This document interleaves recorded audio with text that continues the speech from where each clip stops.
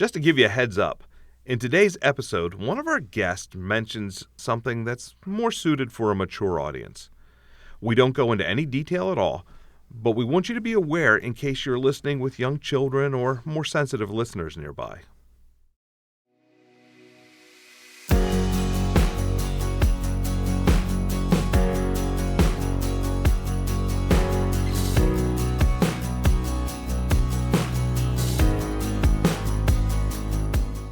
Welcome to 78.4, the podcast that helps you leave a godly legacy for future generations by showing you incredible things God has done in the lives of men and women around the world. If he can do those things in these people's lives, imagine what he can do in yours. I'm Bob. And I'm Matt. So today we're going to talk about the God who fixes broken people.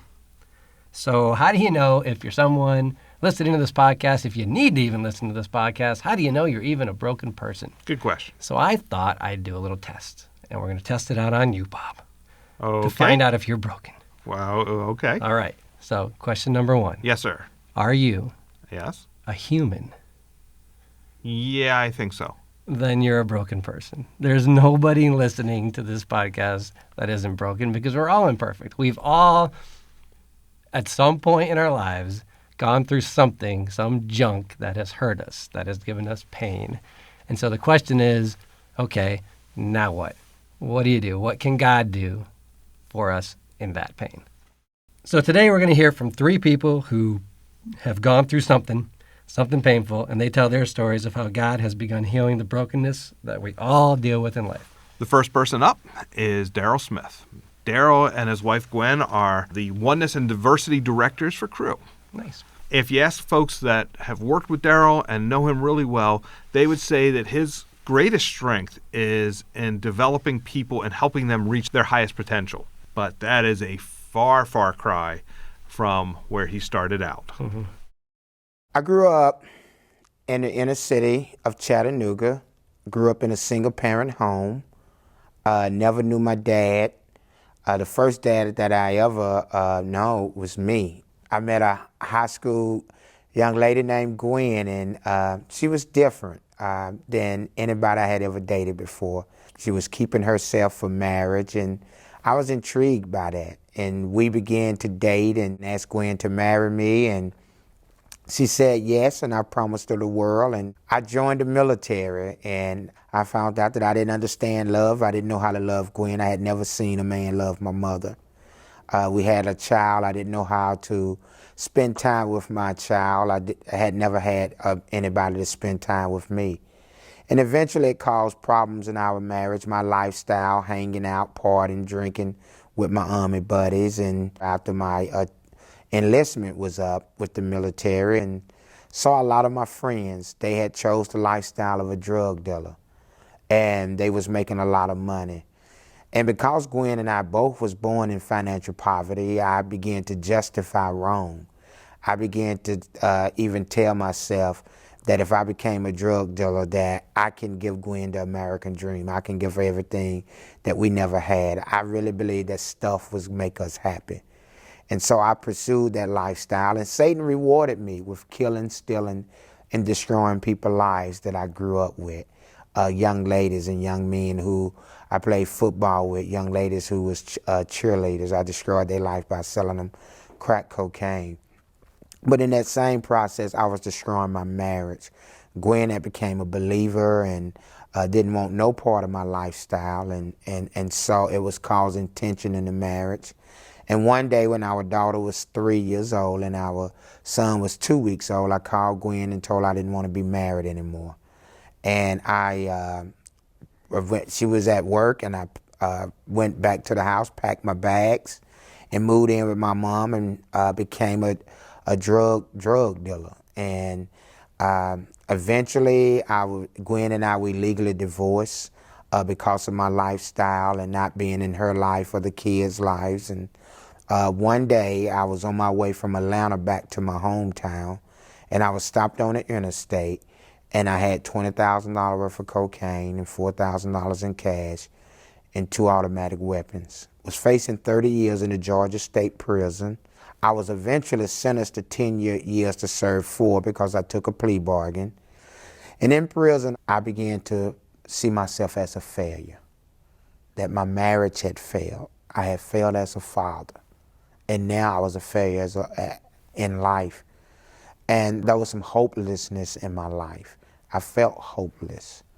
And honestly, I thought about maybe I ought to just take my life. You know, everything I have tried in life, I have failed. I can't even be a good drug dealer. You know, honestly, I felt God was punishing me. I didn't know that God was pursuing me. I felt that everything that I was getting, I deserved. I deserved to be in prison. I deserved to be incarcerated because I walked out on my kids. I walked out on my wife. You know, I just had made a mess of my life. And this is my punishment. And so I would go to chapel service with one intent, to con God. I had been conning people all my life. And at that time, I'm thinking, if you do the right thing and, you know, going to church, going to chapel is the right thing, that you earn God's favor. And that if I earn God's favor, God would just get me out of prison. So really I can go back and live my lifestyle of a drug dealer. I really wanted the warden to see me and the guards to see me, and that when my counselor, sit down with my counselor and do a report on me, that he would write good things, that I went to chapel. And so my motives was wrong when I went to chapel service. I had no intent of connecting with God, having an encounter with God. And even though my motives was wrong, God's motives was that he loved me and he was drawing me unto himself. And God began to share with me in my cell that, Darryl, you're a sinner. Not because you grew up in the housing projects, not because you had a child, but it's your very nature.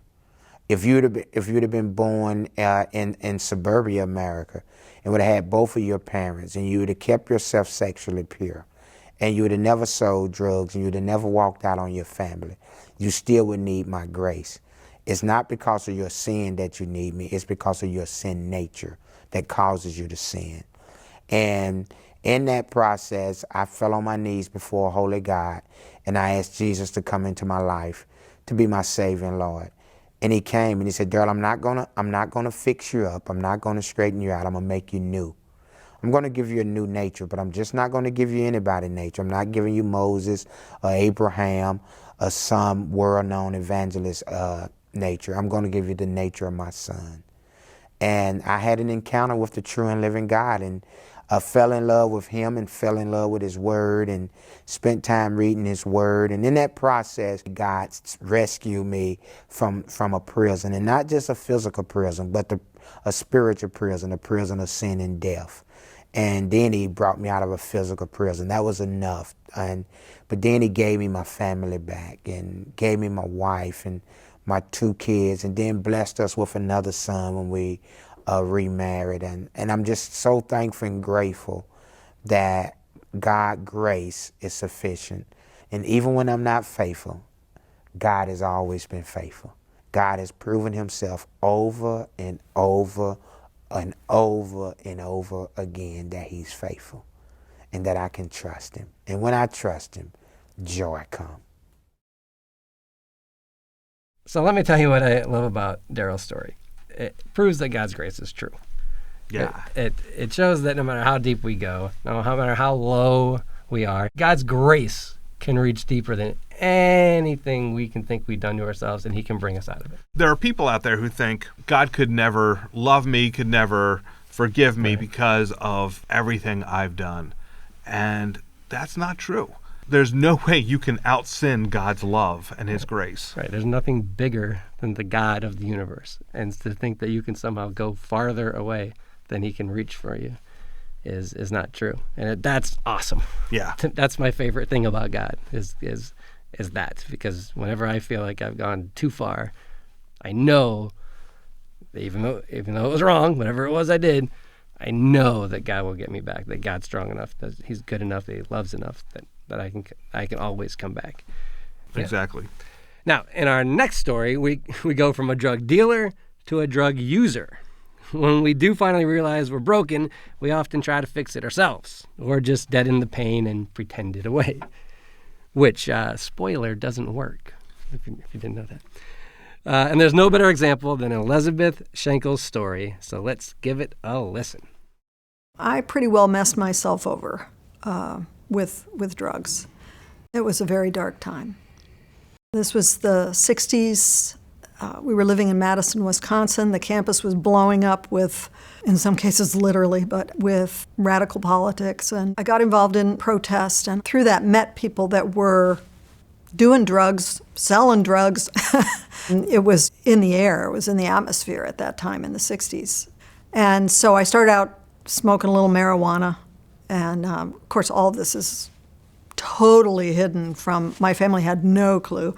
And I just liked it. It made me feel good. It made me feel relaxed with people. I had always felt very self-conscious, and I found I could be funny, and I could have fun with these people. We could talk, and I began to develop relationships with these people. They became like my family.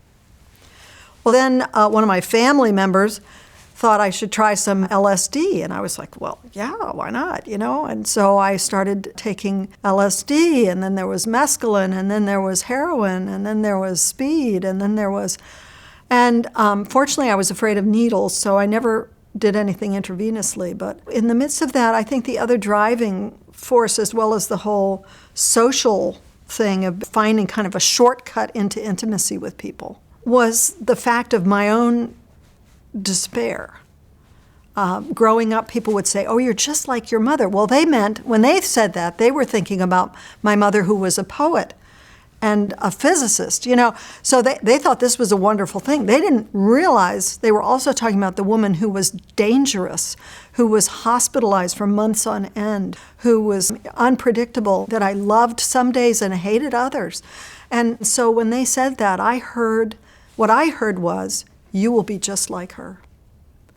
And so that brought great despair into my life. So the drugs represented an escape both from my own social awkwardness into intimate relationships with peers, and also a balm or a comfort from this depression and desperation. And as well, I think my carelessness was really almost a suicidal kind of carelessness. I didn't really care what I did to myself. My own personal safety didn't matter. If something was dangerous, what did it matter? My life was going to be horrible anyway. But I began to see, to realize I was getting sucked into something that was much worse than anything I had anticipated. I was losing control of my life as I lost control to these drugs and couldn't stop when I wanted to. It was devastating, ultimately. Because really what I was finding in the drugs was a counterfeit. It was empty. And so I pretty well messed myself over with drugs. It was a very dark time. In the midst of that, my dad asked me if I would be willing to go to a Christian meeting with them, and I shocked them by saying that I would. I was in really desperate straits, very depressed, really hopeless about my life. And so that weekend they took me to a meeting. It was a horrible meeting, actually.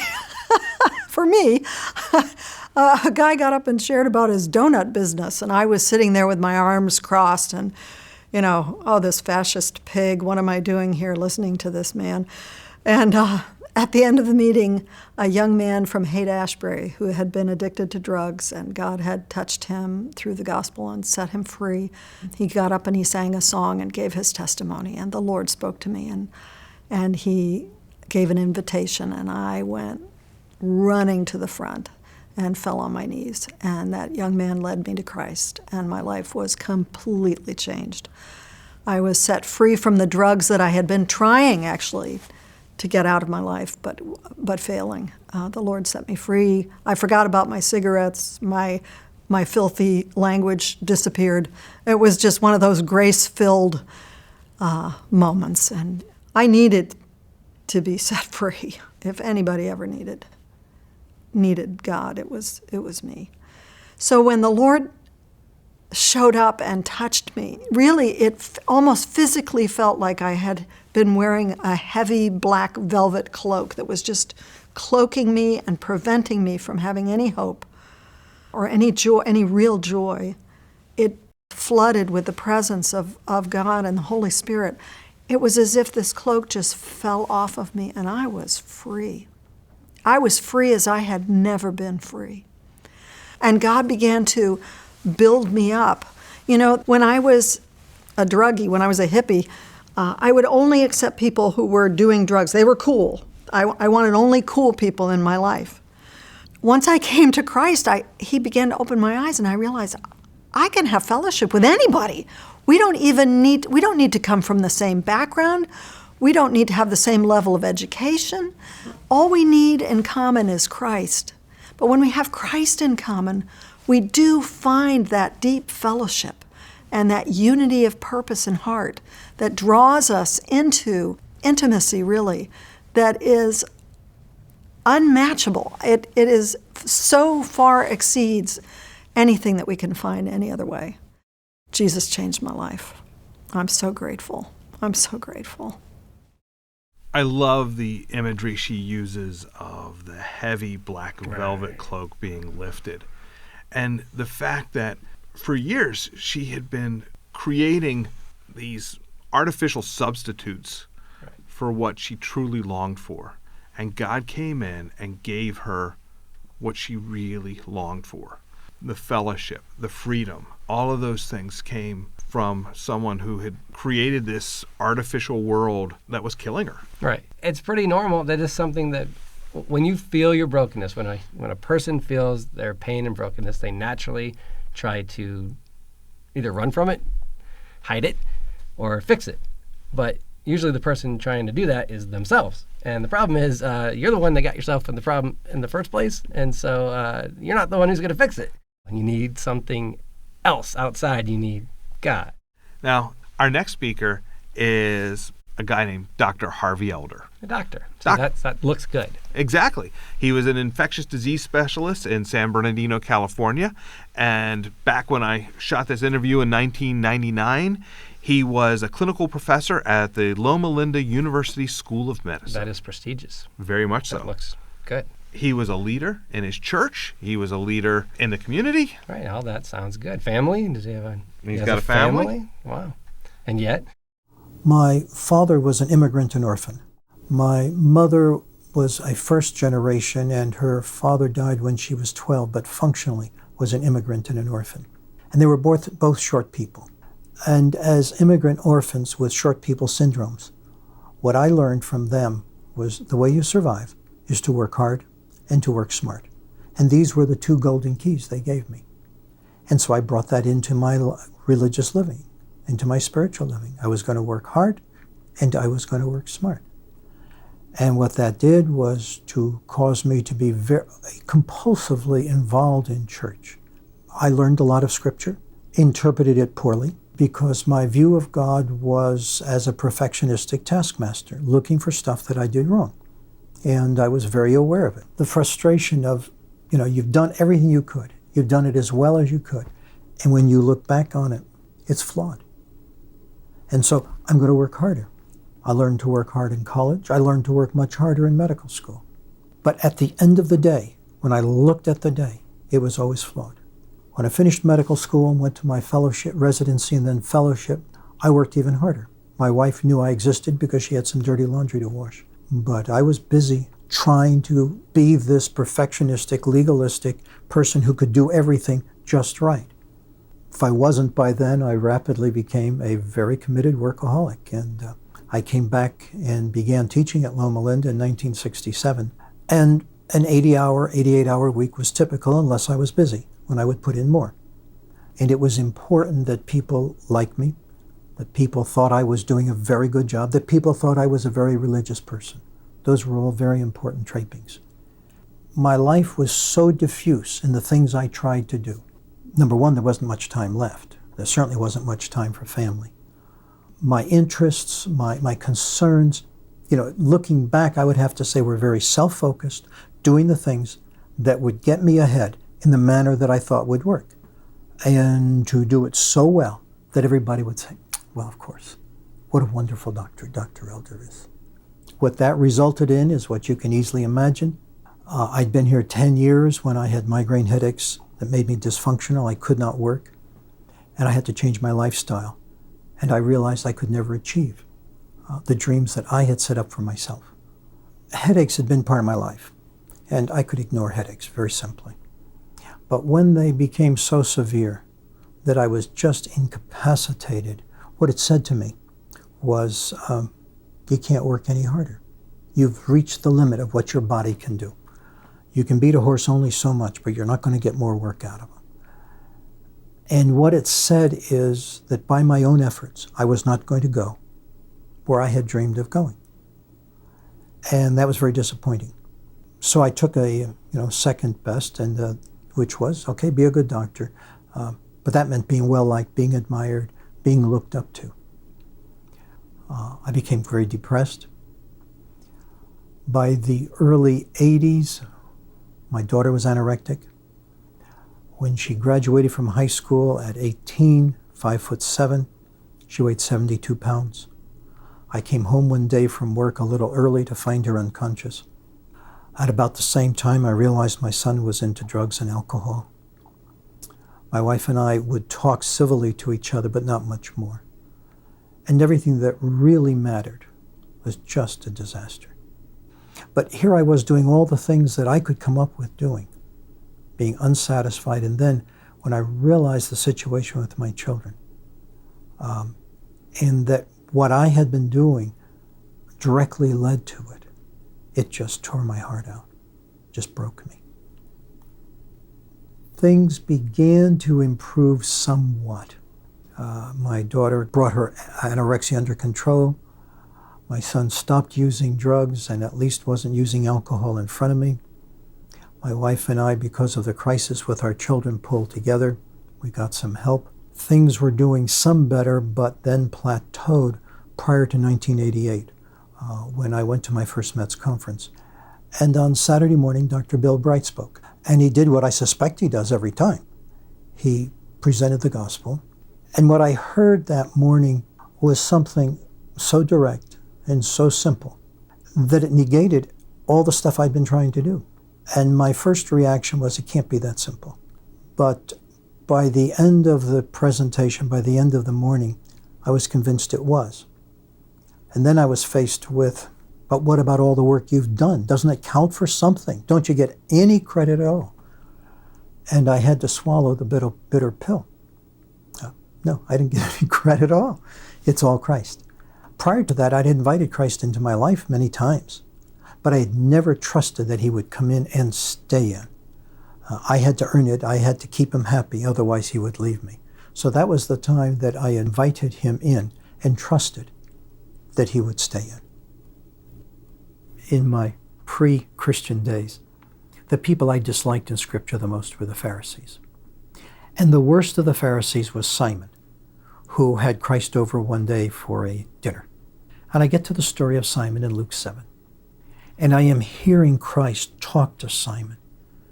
He says, Simon, I have something to tell you. What is it, Master? A man has two debtors. One owes him 1.5 years' salary, the other owes him 1.5 months' salary, and he forgives them both.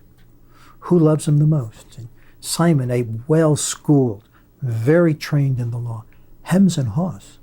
He doesn't have a direct answer. He finally says, well, I suppose. I mean, come on, Simon. Let's be clear about this. The one who's forgiven the most.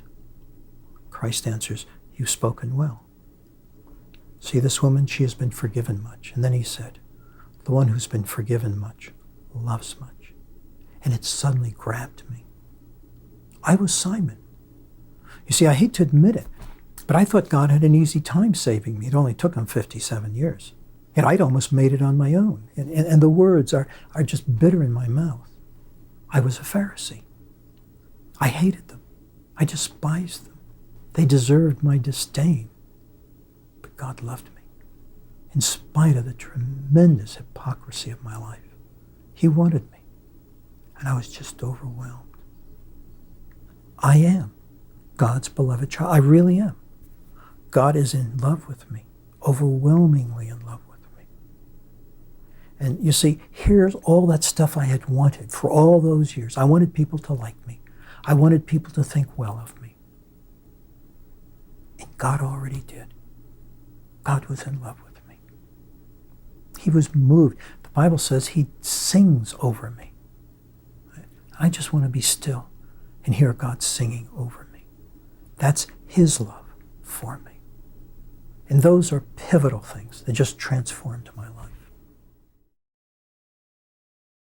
There's an old Japanese art form called kintsugi. Kintsugi. And I hope I am pronouncing that correctly. Probably not. Probably not. I barely speak English correctly. It starts out with a broken piece of pottery. Instead of throwing it away as worthless, damaged goods, the potter delicately pieces it back together using a special lacquer that's dusted with powdered gold or silver or platinum. And the results are absolutely stunning.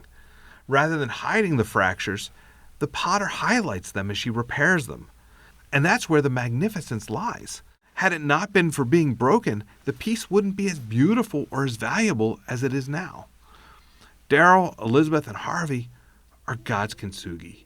Each was broken in unique ways. Darryl was a failure as a husband, a failure as a father, and he was even a failure as a drug dealer. Elisabeth was trying to hide from her past by burying herself in drugs. And Harvey looked so successful and polished on the outside, but it was all a sham. The man he pretended to be wasn't the man he truly was. But God picked up those broken people and delicately repaired them so that they are more beautiful and more valuable now than they could have ever been on their own. When we realize we are broken, that's when God can start working in our lives and repairing us and reconciling us to himself. And who can do that better than someone who knows the beginning from the end? Like, for us to try to fix our own lives, we don't know where we're going. We don't know the future. God knows everything that's going to happen. He's the one building that tapestry of life, of history. And so he's the only one that we can trust to put that together correctly and actually make something incredible and beautiful. So that wraps up our episode on brokenness. I hope you guys all enjoyed it. If you want to know more about being restored, about being God's kintsugi, let me encourage you to check out our show notes. There you'll find some very helpful links to sites and articles that'll give you answers that you're looking for. Hopefully some kintsugi in the show notes. Also, the audio you heard today, as always, comes from some of our more than 400 and growing videos on our website, crewlegacy.com. That's CRU legacy.com. So please go there. If you like today's podcast, we ask that you please subscribe so you can get more. 78.4 is a podcast of Legacy, a project of Crew. Thanks for listening. We'll be back next week. And until then, go out and continue the legacy.